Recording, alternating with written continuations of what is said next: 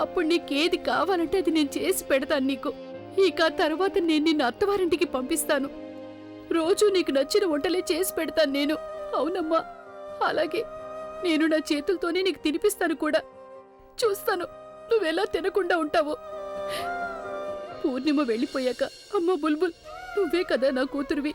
ఒకవేళ నీకేమైనా అయిందంటే బుల్బుల్ అప్పుడు నేను ప్రాణాలతో ఉండలేనమ్మా.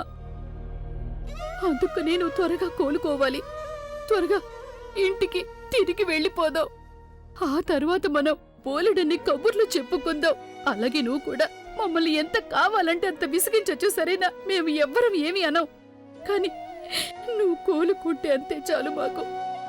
అవునమ్మా బుల్బుల్, నువ్వు కోలుకుని త్వరగా ఇంటికి వచ్చేయమ్మా.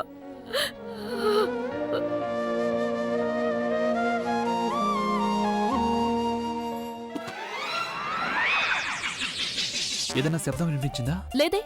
ఏమంటున్నావు? వెనక నుంచి ఇప్పుడే ఏదో శబ్దం వినిపించింది. ఏమీ లేదు. మీరు వెనక్కి కాకుండా ముందుకు చూసి డ్రైవ్ చేయండి. విన్నావా? మళ్ళీ శబ్దం వచ్చింది వెనక. ఏ శబ్దం రాలేదు. ఆ శబ్దం మీ కడుపులోంచి వస్తోంది. మీరు కార్ డ్రైవ్ చేయండి. కార్ డ్రైవ్ చేయండి. అరే ఏంటి కార్ డ్రైవ్ చేసేది? ఒకవేళ ఎలకేమనుందేమో. ఎంతో ప్రమాదకరమైన మర్డర్ని పట్టుకోవడానికి వెళ్తూ ఒక చిన్న ఎలక్కి భయపడుతున్నారా మీరు? ఏ భయమేం లేదు, నాకు కంగారుగా ఉందంతే. నా ఉద్దేశం ఏంటంటే, పాపం ఆ ఎలుక నా కాలి కిందకి వచ్చి చచ్చిపోయింది అనుకో. అప్పుడు ఈ ఎలుక మీ కాలు కిందకి వచ్చే అవకాశమే లేదు. అంటే బయటికి వచ్చేయి. అరే ఇంత పెద్ద ఎలుక నా కారులో? నా ఉద్దేశం, ఈ రఘు కారులోకి ఎలా వచ్చాడు? నేనే తీసుకొచ్చాను. ఎవరిని అడిగి తీసుకొచ్చావు తనని? మిమ్మల్ని అడిగితే మీరు తీసుకురానిస్తారా? అందుకే ఇలా చేశాను. కానీ వీడిని ఎందుకు తీసుకొచ్చావు? వీడేమైనా పెద్ద హీరో అనుకున్నావా? చూడండి, ఇద్దరికంటే ముగ్గురు బెటర్. తను మనతో ఉన్నాడంటే మన టీం స్ట్రెంగ్త్ పెరుగుతుంది. వాడి వల్ల తలనొప్పి వస్తుంది, అందుకని ఇంకేం రాదు. దిగు కార్లోంచి. రఘు, నువ్వు దిగొద్దు. రఘు వల్ల మీకు వచ్చే ప్రాబ్లం ఏంటి? ఎంత స్మార్ట్ కదా తను. తను స్మార్ట్ కాదు, ఓవర్ స్మార్ట్. ఇప్పుడు ఇలాంటి వాళ్ళ వల్ల పనులు పాడవుతాయి. అందుకే నేను చెప్తున్నాను, దిగు. రఘు, నువ్వు దిగొద్దు. రఘు మనతో పాటే వస్తున్నాడు. ఒకవేళ రఘు రాకపోతే ఎవరు వెళ్ళొద్దు. అయితే మనం ఎవరం వెళ్ళొద్దు. వెళ్ళండి. ఏం చేయాలనుకున్నా ఒంటరిగా చేయండి, మీ ఈగోతో పాటు. బాయ్. రా, ఒళ్ళు కూర్చుంటావా? మీ మేడం దిగిపోయినందుకు బాధగా ఉందా నీకు? లేదు, బాధగా లేదు సార్, కానీ వింతగా అనిపిస్తోంది. మీరే చూసారుగా, ఆవిడ మీ మంచి కోసం ఇదంతా చేస్తున్నారు. కానీ మీరున్నారు చూడండి, మీ కాళ్ళకి మీరే సంఖ్యలు వేసుకుంటున్నారు. ఆవిడైతే టీంలో స్ట్రెంగ్త్ పెరగడం గురించి మాట్లాడుతున్నారు. కానీ మీకు ఎలా చేయాలనిపిస్తే అలా చేయండి. నేనేమి మీకు తోడుగా ఉండలేను. నేను మేడం ఎలా చెప్తారో అలాగే చేసుకుంటూ వెళ్తాను, అంతే. వచ్చి కూర్చో కారులో. నేనేవి కూర్చోను. అరే ఇప్పుడే కదా టీం గురించి మాట్లాడు. ఇప్పుడు ఏమైపోయింది నీ టీం స్పిరిట్? చూడు, ఒక్కడిగా కలిసి ఈ కేసుని సాల్వ్ చేయాలి. ఈ కేసు సాల్వ్ అయిందంటే ఆ తర్వాత నీ ఇష్టం వచ్చినట్టు నువ్వు మొహం పెట్టుకోవచ్చు. కనీసం నువ్వన్నా చెప్పొచ్చుగా. మేడం ఇంకొదలేండి, రండి, కారెక్కండి, రండి.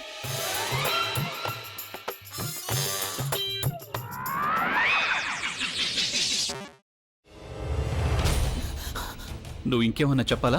ఇంకేమన్నా అబద్ధం చెప్పాలనుకుంటే చెప్పేయి. నేను చూడాలనుకుంటున్నాను నన్ను మోసం చేయడానికి నువ్వు ఎంత నీచానికి దిగజారగలవు అని. ఎందుకు ఆలియా, ఎందుకు నువ్వు ఇలా చేసావు? నీకు తెలుసు కదా, నానమ్మ తర్వాత నీ ఒక్కదానిని కదా నేను పూర్తిగా నమ్మేది. ఏమన్నావు నువ్వు? ఈ మధ్య అన్నిటినీ మర్చిపోతున్నావా? అది చాలు. వాటిలో ఉన్న శక్తి విషయాన్ని గ్రహించి మనకు వివరిస్తాయి.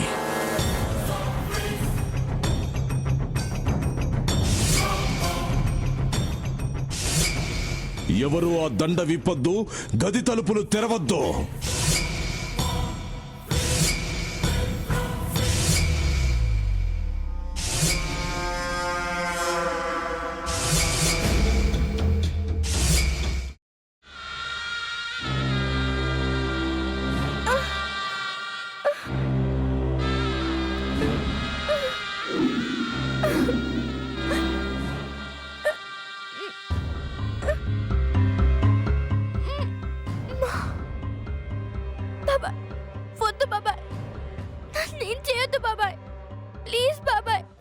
నీకు నిజం తెలిసినప్పుడే నా ఆలోచనలో నువ్వు చచ్చిపోయావు.